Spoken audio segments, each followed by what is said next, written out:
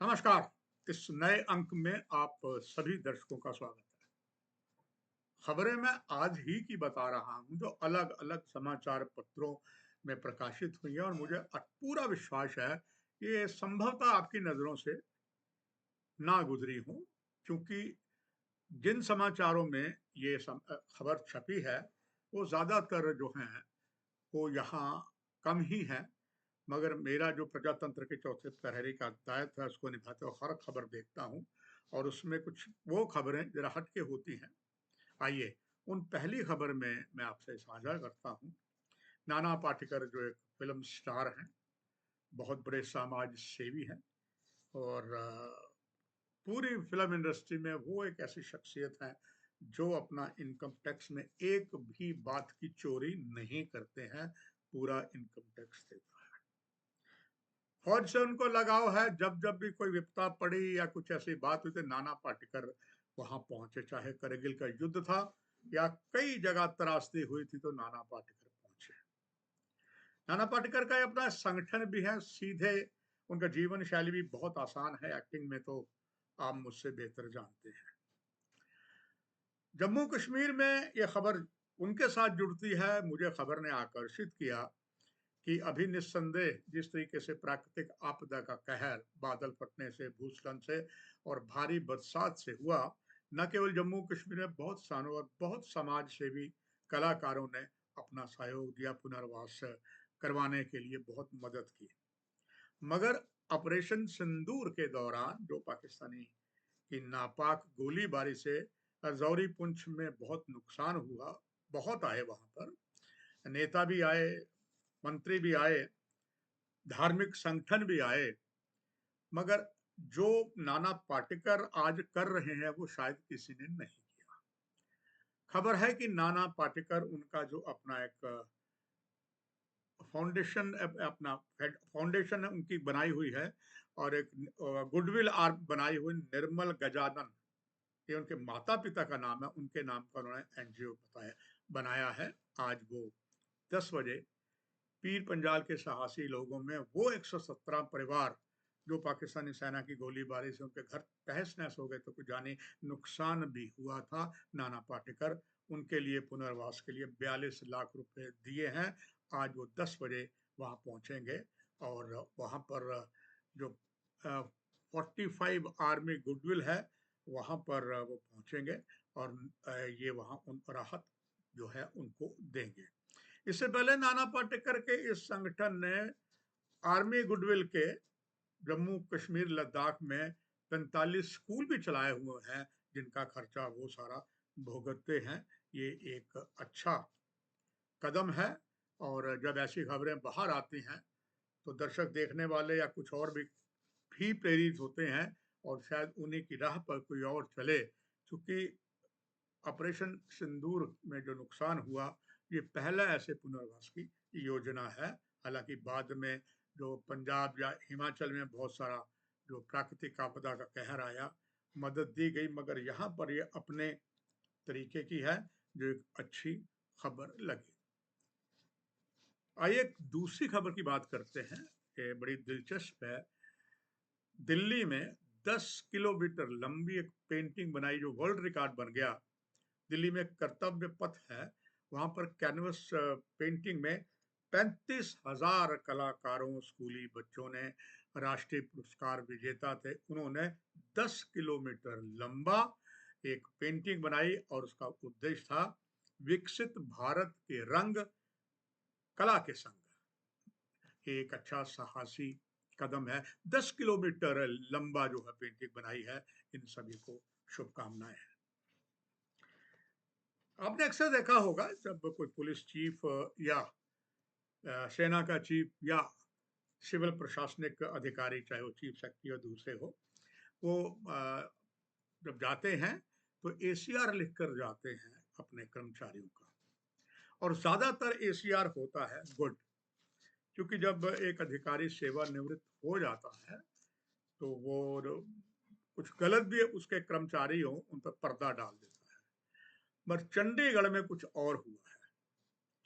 चंडीगढ़ के हाल ही में सेवानिवृत्त हुए डीजी सुरेंद्र यादव हैं, उन्होंने 62 जो इंस्पेक्टर थे उनके एसीआर लिखे और उसमें से 43 जो एसीआर लिखे उनको नंबर आधे दिए।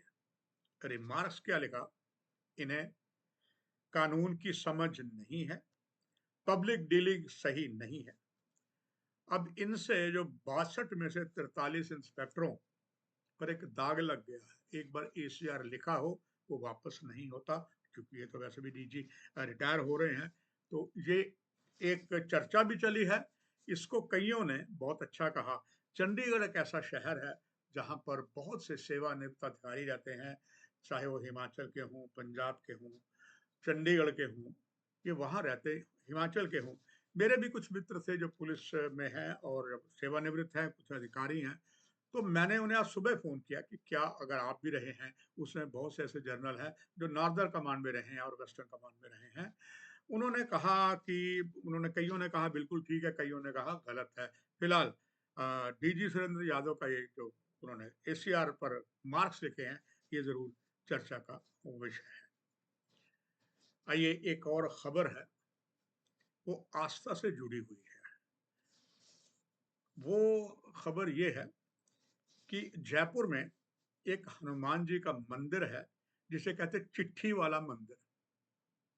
जैसे आप कहीं देखें क्लॉक वाला मंदिर होता है, नौशहरा में आपको मिलेगा, घड़ियां लगी होती हैं, कईयों से घंटियां लगी होती हैं। जयपुर में एक जो मंदिर है हनुमान जी का, हनुमान जी की जो तस्वीर है, वो विग्रह रामायण के मुद्रा में पढ़ रहे हैं, तो उन्हें वहां कहा जाता है चिट्ठी वाले हनुमान जी। अपनी भक्ति में वो करते हैं, वो दिखाया गया है। 35 वर्ष तक से पहले यहाँ चिट्ठियां का सिलसिला शुरू हुआ था। जिसकी कोई इच्छा होती थी वो चिट्ठी लिखता था और उनके चरणों में डालता था।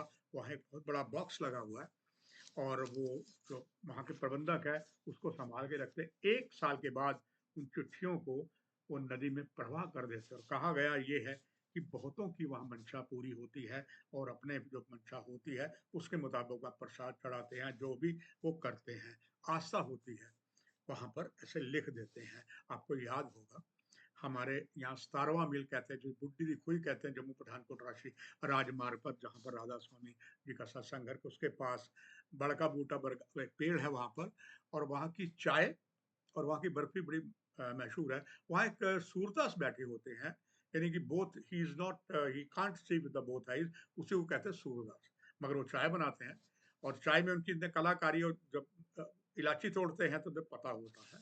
एक समय था, अब तो ज़्यादा लोग नोट देते हैं। पहले कोई सिक्के खोटे होते थे, तो चूंकि मेरा भी रास्ता कई बार वहीं से होता था, वहाँ चाय पीते थे। वहाँ बहुत अच्छा आपने देखा होगा कुआं लगा है, वो वहाँ बैठे थे। तो वहाँ पर कई आपने देखा होगा बरगद के पेड़ पर उसकी बड़ी आस्था है। कई जो माता वैष्णो देवी के दर्शन के लिए जाते थे वहाँ पर अपनी एक तख्ती लगा देते थे, एक वहाँ टांग देते थे, और कई उस बड़का बूटा बरगद के पेड़ की परिक्रमा भी करते थे, वहाँ को कसमें भी खाते थे कि हम ऐसा ही चलेंगे। तो ये खबर आई तो मेरी नज़र भी वहाँ चली गई, तो मैंने कहा इसी बहाने आज उस वहाँ के 17वें मूल की बात को भी साझा करूंगा हनुमान जी के इस चिट्ठी वाले मंदिर के साथ। एक खबर और है, दुखदाई है, और वो भी इंदौर से है। एक कांस्टेबल जो वहाँ की बटालियन के फर्स्ट बटालियन थे, नाम उनका संतोष चौधरी था।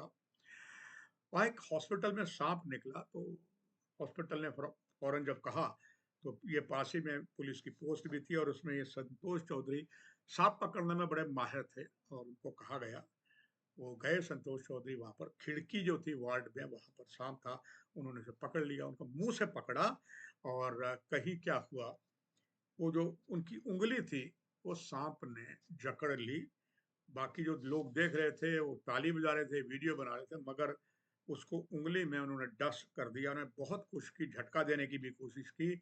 जब नहीं हटा तो सांप के पीछे थोड़े से करके उन्होंने दांत से उसको हटाने की कोशिश की, मगर वो जहर उनके चढ़ पड़ा था और उनकी मृत्यु हो गई। तो ये एक बड़ा दुर्भाग्य वाली बात थी, और उसके लिए अब मध्य प्रदेश पुलिस कर रही है कि इसको कुछ और दिया जाए, इसकी परिवारजनों को मरणोपरांत कुछ ऐसा किया जाए जिसके परिवार की रोजी रोटी चल सके।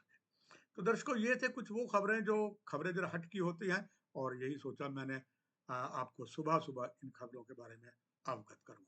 नमस्कार।